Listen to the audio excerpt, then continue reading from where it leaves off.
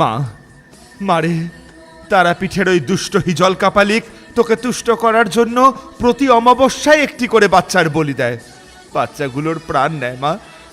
ওর দুষ্ট সাধনাকে আমি ধ্বংস করতে চাই মা। তুই আমার সহায় হ। জয় মা, জয় মা, জয় মা। আবহাওয়া দপ্তরের কথা মতো আজ বৃষ্টি শুরু হয়েছে দুপুর দিক থেকেই। চারিদিকে আকাশ কালো করে সেই দুপুর থেকে প্রবল বৃষ্টি হয়েই চলেছে। তবে এই মিনিট 5 হলো বৃষ্টিটা একটু ধরেছে। আজকের আবহাওয়া গল্প শোনার জন্য একদম উপযুক্ত। কিশোরী এলে মন্দ হতো না, একসঙ্গে তারানাথের বাড়ি যাওয়া যেত। আমার মুখের কথা শেষ হওয়া মাত্রই দরজায় 3টে টোকা পড়ল। কই, বিভূতি আছো নাকি? দরজাখানা শীঘ্রই খোলো দেখি। আমি এগিয়ে গিয়ে দরজাটা খুলতেই দেখি কিশোরী ছাতা মাথায় নিয়ে এসে হাজির। আরে কিশোরী, এসো, ভিতরে এসো। এই এখন আর ভিতরে যাব না, তুমি শীঘ্রই তৈরি হয়ে চলে এসো। বৃষ্টিটা এখন একটু ধরেছে, আবার কখন। আমার আর বুঝতে দেরি রইল না, কিশোরী গল্প শোনার জন্য তারানাথের বাড়ি যাওয়ার জন্য আমার মতো ঠিক একইভাবে উৎসুক। তাই আমি আর কথা না বাড়িয়ে একটি ছাতা হাতে বেরিয়ে পড়লাম কিশোরীর সাথে।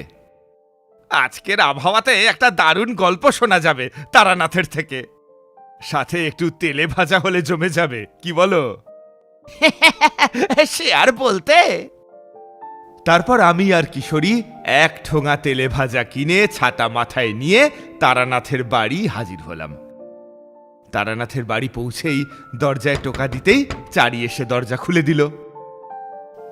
আরে কাকা বাবুরা যে, আসুন আসুন, ভেতরে আসুন, বাবা বৈঠকখানায় আছে।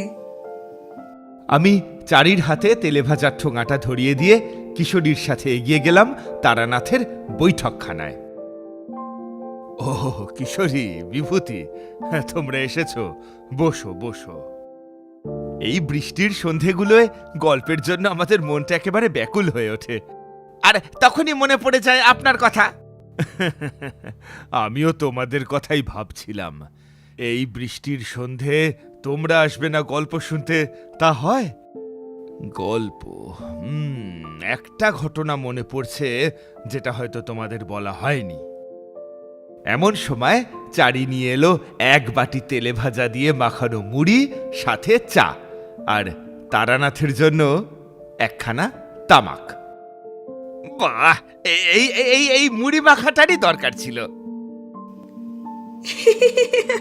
আমি পাশের ঘরেই আছি, কিছু দরকার হলে বলবেন কাকা বাবু। তারানাথ তামাকে টান দিয়ে তার কাহিনী শুরু করলেন। যেটা বলছিলাম, সে ঘটনাটা আজ থেকে প্রায় 30-35 বছর আগের কাহিনী। তবে এটুকু মনে আছে যে তখন আমাদের চারির জন্ম হয়নি। তাহলে ঠাকুরমশাই শুরু করুন না সেই কাহিনী। আমি আর কিশোরী একটু নড়ে চড়ে বসলাম। তখন তারাপীঠ এত জাঁকজমকপূর্ণ হয়ে ওঠেনি, আর তারাপীঠের শ্মশানে বিভিন্ন সাধুরা তন্ত্রমন্ত্র সাধনা করতে ব্যস্ত। এমন সময় দেখা মিলল এক কাপালিকের, যার নাম ছিল হিজল কাপালিক। এইখানে কেবল আমি সাধনা করব, তোরা কেউ থাকতে পারবি না এখানে, এটা আমার সাধনার জায়গা। অন্যান্য সাধু সন্ন্যাসীরা কাপালিকের কথায় ভীষণ ক্রোধান্বিত হয়ে উঠল, কিন্তু হিজল কাপালিকের কাছে তারা ক্ষুদ্র। কাপালিক তার কালো রঙের একটি ঝোলা থেকে 1 মুঠো লাল রঙের সিঁদুর, সাথে মন্ত্রসিদ্ধ ছাই ভস্য ছুড়ে দিল বাকি সাধুদের গায়ে। নিমেষে তারা মাটিতে লুটিয়ে পড়ে দাপাতে থাকে, যেন তাদের সকল ক্ষমতার বিনাশ হয়েছে।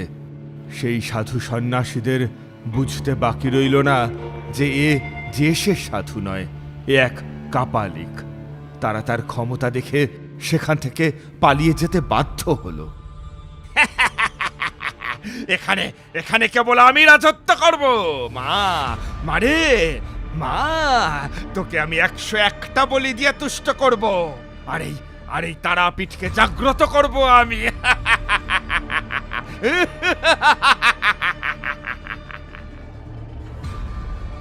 এরপর ওই কাপালিক প্রতি অমাবস্যা রাতে পাশের গ্রাম থেকে একটি করে বাচ্চা ছেলে বা মেয়ে চুরি করে এনে তাদের বলি দিতে থাকলো। আজ এই অমাবস্যা তিথিতে তোকে আমি মায়ের কাছে সমর্পণ করব। আমাকে ছেড়ে দাও। কি তুমি? আমাকে ছেড়ে দাও। তোকে তো ছেড়ে দেওয়া যাবে না, আজ তোর বলি নেব আমি। তারপর ওই দুষ্ট কাপালিক বাচ্চা ছেলেটিকে বলি দিল এবং তার মুন্ড শ্মশানের এক কোণে গর্ত করে তাতে মাটি চাপা দিয়ে তার উপর বসে কাপালিক যজ্ঞ করতে থাকে।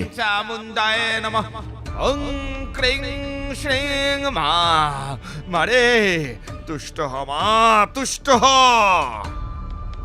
এইভাবে ওই কাপালিক প্রতি অমাবস্যা রাতেই একটি করে ছেলে বা মেয়ে ধরে এনে তাদের বলি দিতে থাকলো। আজ এক বিশাল যোগ, কৌশিকী অমাবস্যা। আজ এই রাতে মা তোকে আমায় দেখা দিতেই হবে। আজ যে তোর 11টি বলি পূর্ণ হবে মা। সে আবারও বলি দেয় এবং একইভাবে সেই বলি দেওয়া মুন্ড মাটির নিচে চাপা দিয়ে তার উপর বসে যজ্ঞ করতে থাকে। মা, মা তুই কবে তুষ্ট হবি মা? 101টি বলি আমি তোর চরণে সমর্পণ করব। তুই দেখা দে মা, দেখা দে। ওং হ্রিং ক্রিং চামুণ্ডায় নমঃ। ওং ক্রিং শ্রিং। এভাবে ওই কাপালিক গ্রাম থেকে বাচ্চাদের ধরে এনে বলি দিতে থাকে। ক্রমশ গ্রামবাসীদের লক্ষ্য পড়ে সেটায় যে গ্রামের সব বাচ্চাগুলো যাচ্ছে কোথায়। এমনই একদিন ওই কাপালিক যখন বলি দিচ্ছিল তখন একজন গ্রামবাসীর চোখে পড়ে যায় সেটা। শোনো সকলে, গতকাল রাত্রে আমি নিজের চোখে দেখেছি ওই শ্মশানের হিজল কাপালিক বাচ্চা একটি ছেলেকে বলি দিচ্ছে। আমার মনে হয় গ্রাম থেকে সকল বাচ্চা ছেলে মেয়েদের চুরি করে নিয়ে ওই বলি দিয়ে তন্ত্র সাধনা করছে। হ্যাঁ গা, হে কি শুনতেছি গো। এইভাবে চলতে থাকলে যে গ্রামের বাচ্চাগুলোকে ওই কাপালিক সব মেরে ফেলবে। তোমরা কিছু একটা তো করো, থামাও ওই কাপালিককে, না হলে যে ঘোর বিপদ। ওই কাপালিককে দমন করা আমাদের কম্য নয়, এ কেবল একজনই পারবে। কার কথা বলতেছেন দীনেশ বাবু? তারানাথ তান্ত্রিক। আমাদের আগামীকালই তারানাথের নিকটস্থ হতে হবে। হ্যাঁ হ্যাঁ হ্যাঁ, বেশ বেশ। তারপর আমার এই কলকাতার মঠলেনের বাড়িতে এসে উপস্থিত হলেন দীনেশবাবু ও সাথে ভজা। নমস্কার। হ্যাঁ নমস্কার, বলুন কিভাবে আপনাদের সাহায্য করতে পারি? আর বলবেন নে, আমাদের তারাপীঠ শ্মশানে এক ঘটনা। ভজা তুই থাম থাম, আমাকে বলতে দে। তারপরে দীনেশবাবু সব কথা আমাকে খুলে বলেন। এরকম জটিল ঘটনা শুনে আমি শীঘ্রই ভজা ও দীনেশবাবুর সঙ্গে রওনা হলাম তৎক্ষণাৎই। ওখানে পৌঁছে হিজল কাপালিকের রূপ দেখে সত্যি আমার বুঝতে দেরি হলো না যে সে এক দুষ্ট কাপালিক। কে তুই? এখানে কেন এসেছিস? এটা আমার জায়গা, চলে যা এখান থেকে, চলে যা বলছি, না হলে কিন্তু তুই আমার ক্ষতি করতে পারবি না কিছুতেই। সেই ক্ষমতা তোর নেই, কারণ আমার শরীরে তন্ত্র বান দেওয়া রয়েছে। তারপর ওই কাপালিক তার দুষ্ট জাদুবিদ্যার জালে আমাকে চড়াতে চায়, কিন্তু আমার তন্ত্রবানের কাছে সে হেরে যায়। তারপর অগত্যা সে আর আমার সাথে লড়তে আসেনি, তার মতো ধ্যান করতে থাকে। তখন ভরা পূর্ণিমা চলছে, আকাশে পূর্ণ চন্দ্র, নিস্তব্ধ প্রকৃতির মধ্যে ছড়িয়ে পড়ছে আধো চাঁদের আলো। অমাবস্যা আসতে তখন বেশ কিছুদিন বাকি, অর্থাৎ হিজল কাপালিকের বলি দেওয়ার সময়ের ব্যবধান রয়েছে কিছুদিন। আমি তারাপীঠের শ্মশানের পাশের জঙ্গলের ধারে শুরু করলাম আমার সাধনা। ভরা পূর্ণিমার মাঝরাতে কাদামাটির ঢিবি দিয়ে তৈরি করে ফেললাম এক শ্মশান কালীর মূর্তি এবং 101টা জবা ফুলের মালা, সাথে সন্ধক লবণ ও সিঁদুর দিয়ে শুরু করলাম আমার যজ্ঞ। বলি দিয়ে নয়, নিজের ভক্তি দিয়ে আমি মাকে তুষ্ট করব।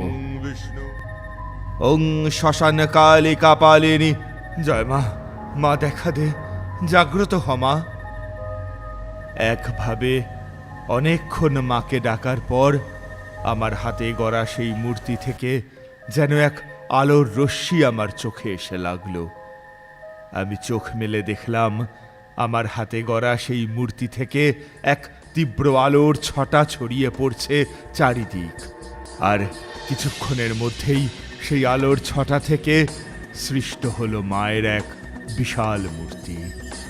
মায়ের সে কি রূপ! আমি তার এমন দেখা ওই একবারই পেয়েছিলাম। তার গলায় লাল জবার মালা, পরনে লাল কালো এক বেনারসি, হাতে রয়েছে বিশাল খাড়া, আর তার চোখ থেকে যেন আগুন ঝরছে। বল, আমায় কেন স্মরণ করছিস? তোর এত ভক্তি ভরা ডাক শুনে আমি যে আর থাকতে পারলাম না। মা, মারে, তারাপীঠের ওই দুষ্ট হিজল কাপালিক তোকে তুষ্ট করার জন্য প্রতি অমাবস্যায় একটি করে বাচ্চার বলি দেয়। বাচ্চাগুলোর প্রাণ নেয় মা। ওর দুষ্ট সাধনাকে আমি ধ্বংস করতে চাই মা। তুই আমার সহায় হ। জয় মা, জয় মা, জয় মা।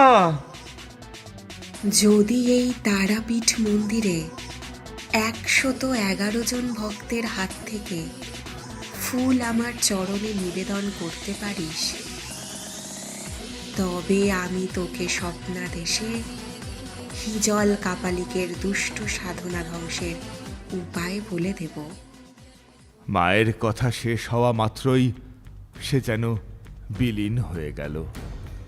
চারিদিকে আমি তাকে কত খুঁজলাম, কিন্তু কোথাও আর সে নেই। তারপর মায়ের কথা মতোই আমি গ্রামে প্রচার করলাম সে কথা।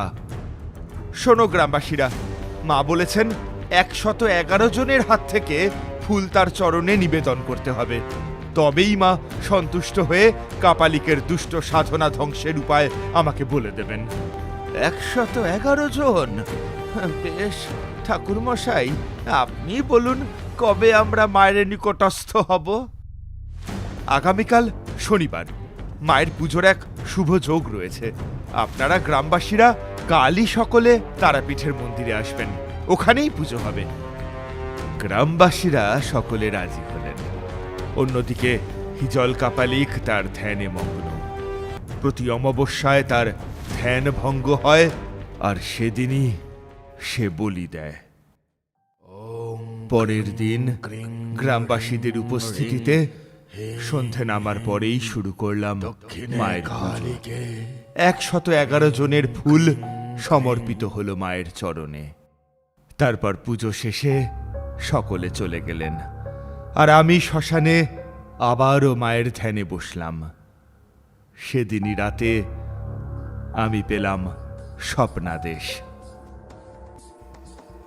তোর কর্মে আর তোর ভক্তিতে আমি তুষ্ট তারানাথ। শোন, শ্মশানের দক্ষিণ দিক বরাবর একটি পঞ্চ জবার গাছ রয়েছে।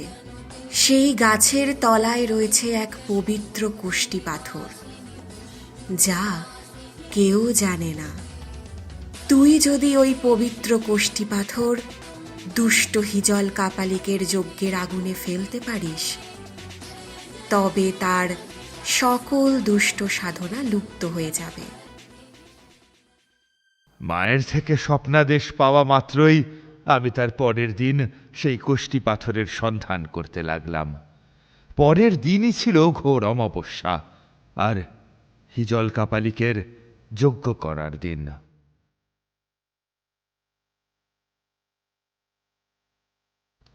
ওই তো, ওটাই তো পঞ্চজবার গাছ। এর আশেপাশেই তার মানে নিশ্চয়ই রয়েছে সেই পবিত্র কোষ্ঠী পাথরটি। আমি খানিক গর্ত খুঁড়তেই পেয়ে গেলাম সেই কোষ্ঠী পাথর। এই তো সেই পবিত্র কোষ্ঠী পাথর।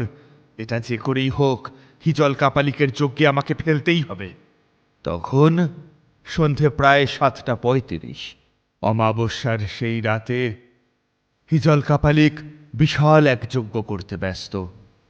আমি ঠিক সেই সময় সুযোগ বুঝেই মা কালীর নাম করে তার যজ্ঞের আগুনে ফেলে দেই সেই পবিত্র কোষ্ঠী পাথর। জয় মা কালী, জয় মা, জয় মা। না না, এটা কি হচ্ছে? মা, মারে, আমার শরীর থেকে সব শক্তি বহির্ভূত হয়ে যাচ্ছে কেন? কাপালিক, তোর সকল দুষ্ট সাধনার এবার বিনাশ হবে। অনেক পাপ করেছিস তুই।